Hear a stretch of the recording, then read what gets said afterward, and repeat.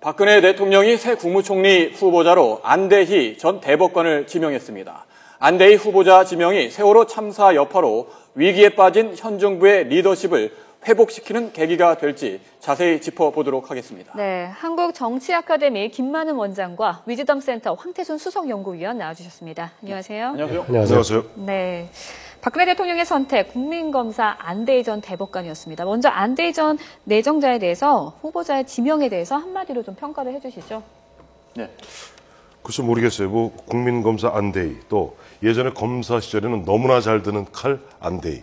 근데 과연 지금 보면 세월호 사태 이후에 지금 아마 대통령도 뭐 국가 개조 이야기라고, 그 국가 개조를 위해서는 국민 뭐 대통합, 대탕평, 100% 대한민국을 지향하는 뭐 그런 어떤 사회 기조가 필요할 텐데 과연 모르겠어요. 보면은 전임 총리인 정홍원 총리하고 너무나 이미지가 비슷하다. 즉 뭐냐, 검사, 또 PK 인사. 과연 그런 부분에서 결국 이른바 좌법조 우군인 중관료라는, 또 수첩 인사라는 박근혜 대통령 그 인사의 특징이 있지 않습니까? 늘 보면 한번 인연을 맺었던 그런 분들의 수첩 인사라는 그런 어떤 뭐랄까 일부 좀 우려 섞인 눈초리에서 좀 자유롭지 못한 그런 어떤 발굴이 아니었나, 뭐 그렇게 생각하고 있습니다. 다소 비판적인 말씀하셨는데 어떻게 생각하세요? 저도 상당 부분 공감합니다. 황 의원 입장에요. 검사로서의 역할하고 총리 역할은 다르지 않겠습니까? 그런데 지금 아무래도 관피아 얘기가 나오니까 박근혜 대통령은 검사로서의 역할을 여기에 초점을 뒀던 것 같습니다. 우리가 총리가 누가 되느냐가 사실 그렇게는 사실 중요하지 않습니다. 대통령이 어떤 방향으로 국정을 이끌어가고 어떤 방식으로 국정을 또 운영할 것인가, 이게 굉장히 중요한데, 그 점에 있어서는 박근혜 대통령도 이번에 국가 개조를 이야기할 때 뭔가 국정 기조가 바뀌기를 사람들이 많이 요구를 했습니다. 그 점에서는 지난번 담화문에 아쉬운 점이 여러 가지 국가 조직에 대한 개혁 방안을 이야기하고 인사 문제에 대한 개혁 방안도 얘기했는데 그 시발이 되는 대통령의 인사의 원칙이라든가 국정운영 기조에 대한 논의가 언급이 없었단 말이죠. 그 점에서는 이제 박근혜 대통령이 6.4 지방선거 전에 유일하게 국정 기조의 변화를 일으킬 수 있는 인사가 총리의 인사였는데, 안대희 총리 내정자를 보고 나서 박근혜 대통령의 국정 기조의 변화는 이것을 두고는 있기가 어렵다. 혹시 이후에 박근혜 대통령 스스로가 뭔가 변화를 표방하든가 후속 인사에서는 보완이 될지는 모르겠습니다. 그러나 하여튼 안대희 대법관을 총리 후보로 내정한 것은 관피아 문제, 공직 기강의 문제, 뭐 넓은 의미 사정이 되겠죠. 여기에 역할은 잘할 수 있을 것이다. 그러나 지금 중요한 약자를 끼안고 슬픔을 같이 공유하면서 가는 뭔가 통합의 에너지를 이끌 그런 총리에 대한 메시지는 아직 이번 총리 내정에서는 좀 받지 못했습니다. 좀 더 지켜봐야 될 문제이기도 하고, 사실 안대희 후보자는 지난 대선 때 박근혜 대통령 후보가 당시 대선 때 삼고초려를 해서 정치권으로 들어온 인물인데 그 이후에 한광호 국민통합위원장 선임 문제와 관련해서 다소 마찰을 빚었던 게 사실 아니겠습니까?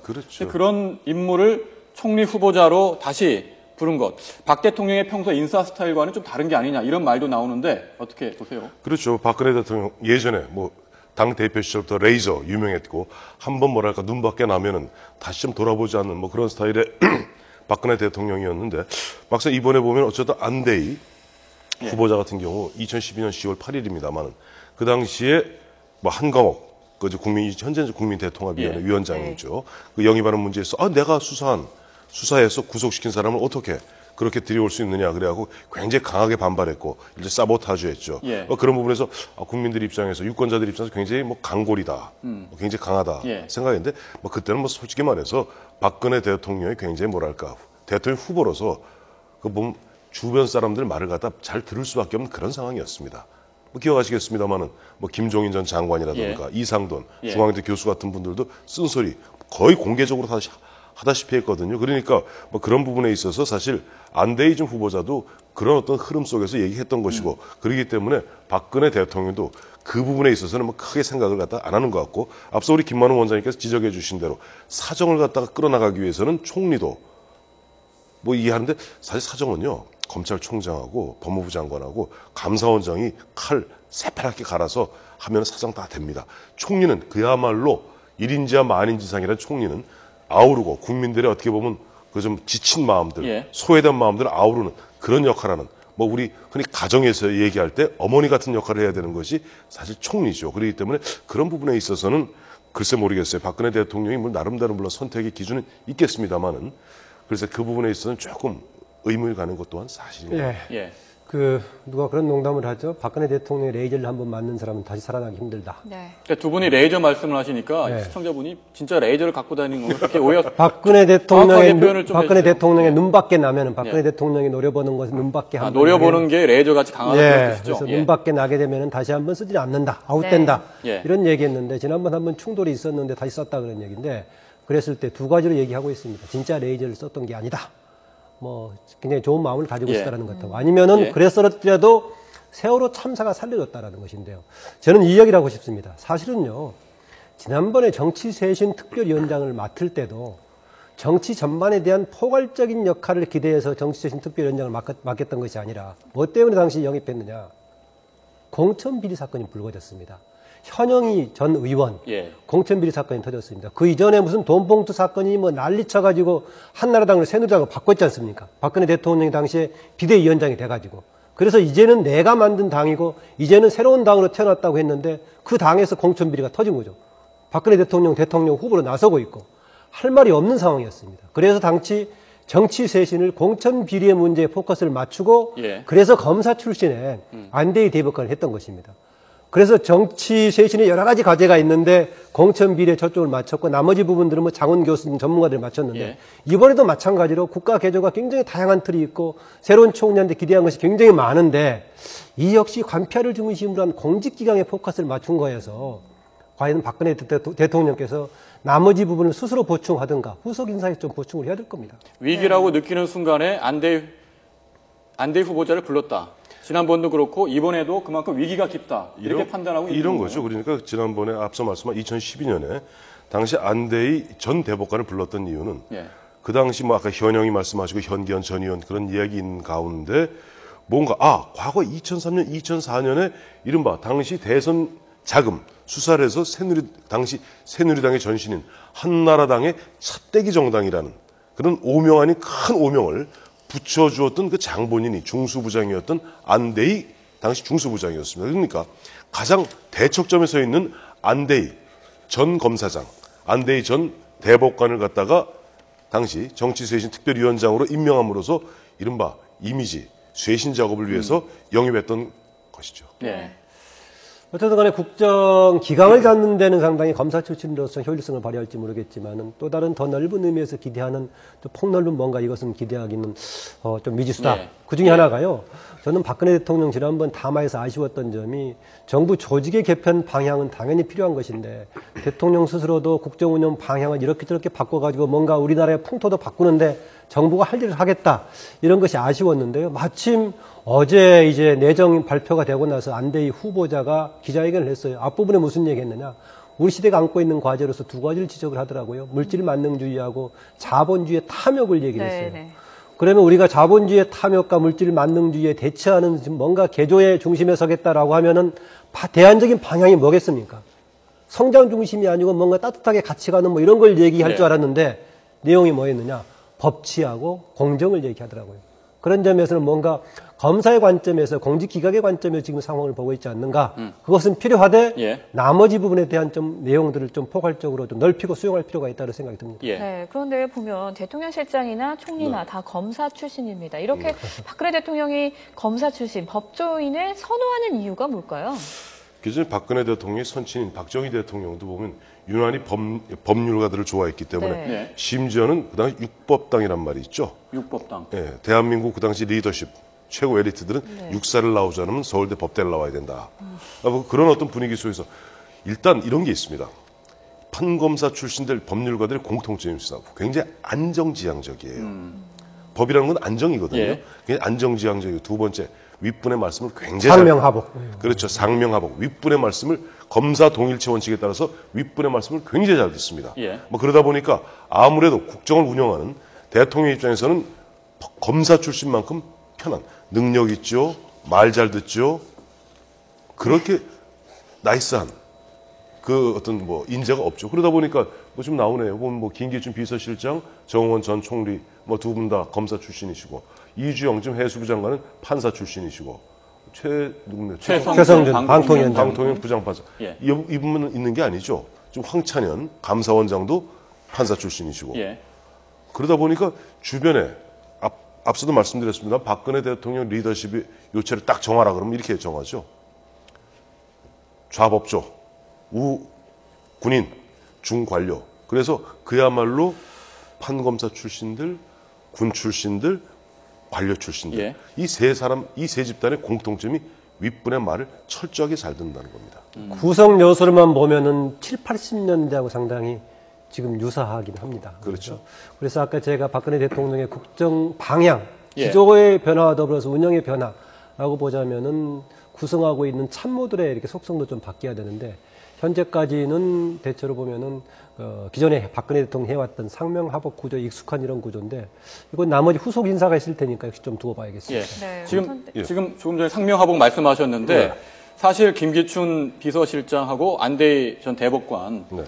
법조계에서 뭐 선후배 사이이기도 하고 학교도 그렇고 네. 이러다 보니까 15년 차이는 납니다만은 대통령실장과 국무총리 이 또 김기춘 실장이 힘이 세다는 말도 있지 않습니까? 이러다 보니까 이게 이 두 분이 어떤 관계를 맺어 나갈지 그리고 말한 대로 안대희 후보자가 통과돼서 책임 총리를 할 수 있을지 그 부분에 대해서는 어떻게 생각하세요? 우선 책임 총리라는 게 대통령 중심자에서 책임 총리는 사실상 불가능합니다. 그러니까 우리나라 헌법에 총리의 역할은 딱 두 가지예요. 헌법에 국무위원에 대한 임명제청권하고 해임 권유권밖에 없습니다. 거기 보면 뭐냐, 대통령의 명을 받아 행정각부를 통할하고 이렇게 돼 있어요. 그게 다예요. 그 실제 대통령 중심자에서 우리가 책임 총리 얘기합니다. 책임 총리가 가능한 것은 프랑스 이원 집정부제 하에서의 책임 총리가 가능한 겁니다. 근데 우리는 너무나 많은 것을 기대하고 아마 보면 미루어 짐작컨대 역대 어느 총리도 못 그랬듯이 그러하지 못했듯이 안대희 총리 또한 책임 총리의 역할을 갖다 하기는 쉽지 않을 거예요. 다만 앞서 말씀하신 중에서 어제 인사하면서 사실은 안대희 국무총리 후보자의 임명보다 더 쇼킹한 얘기는 남재준 국정원장, 김장수 예. 국가안보실장의 사실상 경질성 해임과 그다음에 김기춘 비서실장의 모르겠습니다. 아직까지는 유임이죠. 그렇죠. 이런 부분들이 어떻게 보면 더 큰 함의를 갖다가 함축하고 있는 것이고 앞서 말씀하신 대로 지금 김기춘 실장 같은 경우는 안대희 국무총리 후보자보다 연배로는 16년 위고 예. 법대 그다음에 고시로는 15년, 15년 위예요. 예. 그러니까 그런 부분에서 또다시 한간에 떠도는 뭐 기춘대원군, 결국 기춘대원군이 모든 국정을 갖다가 뭐 좌지우지하는 것 아니냐. 그런 상태에서 국무총리 가뜩이나 15년 까마득한 선배가 그것도 막강한 비서실장으로서 모든 컨트롤 키를 쥐고 있는데 과연 국무총리가 흔한 얘기로 제대로 역량을 발휘할 수 있겠는가 하는 좀 우려 아닌 우려. 눈빛이 있는 게 사실이죠. 책임 총리 관련 짧게 두 개만 말씀드리면요. 하나는 이전에 막 화면 익숙할 겁니다. 총리하고 비서실장, 대통령 같이 어디 걸어갈 때 총리가 비서실장 뒤에 따라가는 화면이 많이 나왔습니다. 원래 정상적인 의전순으로 보면은 대통령 옆에 총리가 가고 비서실장이 뒤에 가야 되는데 예. 총리가 대통령 옆에 가고 비서실장이 대통령 옆에 가고 총리가 비서실장을 따라가는 그런 형국이었는데 네. 앞으로 이제 총리가 원래 의전 서열에 따라서 과연 비서실장 앞에 대통령과 같이 대동할 것인가 하나 참고 삼아서 화면 한번 주목해 보시기 바라고요. 아까 책임 총리 관련해서는 안대희 지금 내정자도 지난 대선 기간 동안에 정치신 특별위원장 맡았을 때 명실상부한 책임 총리제는 현실적으로 좀 어렵다라고 기자들이 질문을 하니까 정확하게 더 답변을 하다 보면은 마치 박근혜 후보가 네. 개헌까지 약속하는 것처럼 돼버리기 때문에 본인이 답변을 더 하기가 어렵다 그런 얘기였습니다. 그러니까 현행 체제에서는 어쨌든 간에 여러 가지 헌법상 여러 가지 권한도 있기는 하지만 임명권이 사실상 대통령한테 있는 것이기 때문에 그렇게 가기가 어렵다 하는 거였는데 주어진 가운데 그동안에 박근혜 대통령의 한계를 과연 새 한 참모라고 본다고 하더라도 행정부의 책임자가 아니고 그냥 참모라고 본다고 했을 때 과연 보완적인 기능을 하고 있을지 뭐 이런 좀 기대가 되는 거죠. 예. 네. 그렇다고 보면 또 박근혜 대통령과의 관계도 좀 주목이 되고 있거든요. 네. 사실 안 내정자가 그렇게 고분고분한 스타일은 아닐 것 같다라는 의견들이 있는데 대통령에게 싫은 소리도 할 수 있을까요? 저희 안대희 후보자가요 고분고분합니다. 그렇게 보면은 네. 예를 들어 고분고분하지 않았으면 검찰에서 그렇게 클 수가 없어요. 검찰이라는 조직이라는 것이 앞서도 계속 얘기했으면 상명하복인 철저히 검사 동일체 원칙에 따라서 움직이는 그런 조직이지 거기서 흔한 얘기를 삐딱하게 좀 이렇게 뭐 쓴소리하고 그러면은 네. 검사장까지 올라가지도 못합니다. 그러니까 앞서 우리가 잠깐 착각하는 게 박근혜 대통령이 후보 시절에 그야말로 을 중에 을인 입장에서 주변에 보면 뭐 김종인도 이상돈도 그 사람들이 다 쓴소리 한마디 할 때 그때 조금 보면은 아 내가 수사했던 사람을 어떻게 그렇게 위원장으로 영입할 수 있느냐 하고 사보타지하고 갖고 아 이분이 강단이 있다나 이것이 이분의 모든 것은 아니에요. 그래서 또 실제 보면 대통령과 국무총리가 되면은 국무총리 입장에서 대통령께 그렇게 쓴소리 못합니다. 그리고 역대 제가 알기에는 네. 역대 그나마 현직 대통령에게 아 이렇게 하시는 게 좋겠습니다 하고 제대로 말씀을 올렸던 총리는 자기 일정 지분을 갖고 있었던 김종필 총리밖에 안 계신 것으로 알고 있습니다. 그 박근혜 대통령 관계는 아마 제가 청문회에서도 쟁점이 되지 않을까 봅니다. 뭐냐면요. 지금 되게 청문회 하면은 무슨 뭐 부동산 관련 문제라든가 개인적인 그 도덕성 문제가 쟁점이 되는데요. 네. 그것과 더불어서 안대희 내정자는 대선 후보 박근혜 대통령의 대선 후보 시절에 정치쇄신 특별위원장으로서 공약을 했던 부분들이 있지 않습니까? 예. 예컨대 대표적으로 기초선거 정당 공천 폐지하겠다라고 했었고요. 지금 관피아 척결의 문제는 잘할 수 있겠다라고 했는데 관피아 관련된 핵심적인 문제가 뭡니까? 낙하산 인사 아니었습니까? 그때 정치쇄신 특별위원회에서 했던 공약 중에서 박근혜 정부에서 낙하산 인사하지 않겠다라고 했어요. 이미 보도가 여러 번 됐지만 낙하산 인사가 이번에 더 많았다는 거 아니겠습니까? 그러면 지금 만약에 당신이 그동안에 나왔던 적폐를 척결하겠다. 그동안에 모든 직을 걸고 혜택을 많이 받았기 때문에 이것으로서 국가에 대한 은혜를 갚겠다라고 했었는데 청문회 과정에서 그런 질문 나올 겁니다. 그러면 그동안에 했던 박근혜 정부에서 했던 낙하산 인사 철회할 거냐? 아니면은 낙하산 인사 했던 것에 대해서 박근혜 대통령에게 그동안에 잘못했으니까 바꾸겠다고 답할 수 있느냐? 이런 질문 나오다 보면은 저는 박근혜 대통령 공약을 둘러싼 논쟁이 청문회 과정에서 굉장히 중요한 쟁점이 될 거라고 봐집니다. 네. 청문회 말씀하셨는데 네. 사실 안대희 후보자 대법관에 했으니까 네. 청문회가 큰 문제가 없을 것 같다라는 말도 있거든요. 어떻게 보세요? 그렇지는 않습니다. 2006년에 청문회 한번 거쳤습니다만 그 당시 원래 청문회하면 제일 중요한 게 우리나라에서는 크게 보면 병역 문제, 두 번째는 재산 문제예요. 근데 2006년에는 당시 뭐 재산이 2억 9천인가 그거밖에 안 됐었죠. 근데 2012년 물러날 때 보니까 9억 9천 정도로 한 예. 7억 정도가 한 6년 동안 불었어요. 그리고 문제는 뭐예요? 지난해 보면은 뭐 회원동이든가요. 예. 거기 한 16억짜리 집을 샀다. 그러니까 뭔가 좀 앞뒤가 안 맞는. 그러다 보니까 아무래도 야당 입장에서는 이번 청문회에서 그 재산의 급속한 증식 문제 아무래도 그것을 갖다 먼저 삼을 것이고 두 번째는 앞서 우리 김만우 원장께서 말씀하셨던 뭐랄까 지난 정치쇄신 예. 특별위원장이 있을 때에 본인이 그 당시 공약에 참여하면서 주도적으로 만들었던 부분이 지금 안 되는 데서 어떻게 생각하느냐. 그 물론 철학 부분도 묻겠습니다만 우선적으로는 8년, 2006년부터 따지면 예. 거의 8년이죠. 8년 예. 만에 2억 얼마에서 지금 뭐 당장 보면 9억, 거기서 16억짜리 집, 뭔가 좀 앞뒤가 안 맞거든요. 이런 부분이 우선적으로 도마에 오를 가능성이 크다고 봅니다. 퇴직 이후에 늘어난 재산에 대해서 좀 더 집중적으로 볼 것이다 이렇게 보고 계시군요. 2006년 이제 대법관 임명 당시 청문회가 거쳤지만은 그때하고 지금하고 검증 환경이 다르던 게 가장 큰 요소라고 봐집니다. 네. 그때는 아마 쟁점이 되더라도 되게 한두 번 정도 논란이 되다가 그냥 지나가는 경우들이 많았습니다. 그런데 아다시피 지금은 감시하는 매체들이 얼마나 많아졌습니까? 보도 전문 채널에다가 종편에다가 인터넷에다 있기 때문에 이전보다는 저는 검증의 공간이 예. 10배 이상 많아졌다. 예. 그렇기 때문에 세세하게 검증이 될 거고요. 아까 말씀드렸던 그 지난번 대선 공약하고 관련된 박근혜 후보로서의 공약이 왜 지금 안 지켜지고 있는가? 저는 이게 상당히 긴 쟁점이 될 것 같습니다. 저희 시간이 별로 없어서 예. 마지막으로 질문을 드릴게요. 과연 이제 민심이 어떻게 움직일지 궁금한데 박 네. 대통령의 지지율 변화를 보면서 이야기를 좀 그래픽을 더 먼저 간략하게 보시죠. 나눠보겠습니다. 네, 4월 세 번째 주에 59%였는데 5월 세 번째 주는 48%가 됐거든요.